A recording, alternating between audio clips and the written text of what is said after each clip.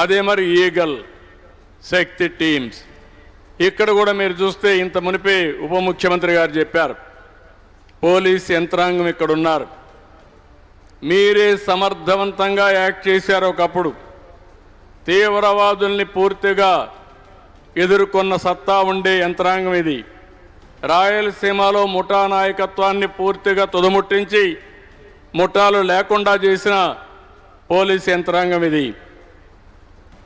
రాష్ట్రంలో ఆనాటి సమైక్య ఆంధ్రప్రదేశ్లో ఎక్కడ కూడా మీరు ఒక్కసారి చూస్తే కమ్యూనల్ వైలెన్స్ లేకుండా మత సామరస్యాన్ని కూడా కాపాడారు, రౌడీయిజాన్ని కూడా కాపాడారు. నేను ఒక మాట చెప్పాను ఆ రోజు, రాష్ట్రంలో గంజాయి విపరీతంగా పెంచి పోషించారు, ఒక్కసారి కూడా సమీక్షలు చేయలేదు. దాని పర్యవసానం గంజాయికి బాగా అలవాటు పడిపోయారు. ఏదైనా కంట్రోల్ చేయగలుగుతాం కానీ గంజాయికి బానిసైతే చాలా సమస్యలు వస్తాయని చెప్పా. ఇప్పుడిప్పుడు అలాంటి సమస్యలు ఇంకా వస్తూనే ఉన్నాయి. కానీ పూర్తిగా పంటని నిర్మూలించగలిగాం. ఇంకా ఒక మాట చెప్తున్నాను, ఎవడైనా సరే గంజాయి పెంచినా, గంజాయి సేవించినా, గంజాయి అమ్మినా అదే చివరి రోజు అవుతుంది.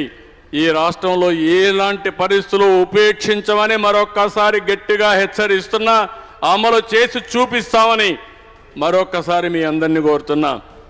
పోలీస్ యంత్రాంగం ఇక్కడే ఉన్నాం.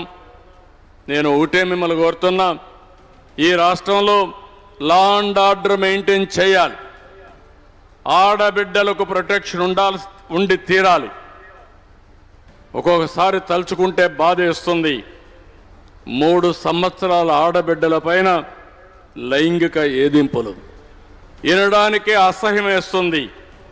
అలాంటి వారికి మర్యాదగా చెప్తే వినరు.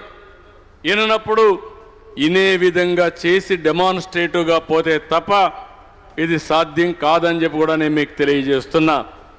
నేను రాజకీయాలను ఎక్కడా విభేదించను, విమర్శలను ఎప్పుడు కూడా తీసుకుంటాను. నేను ప్రజలకు ఎప్పుడప్పుడు చెప్పగలుగుతాను.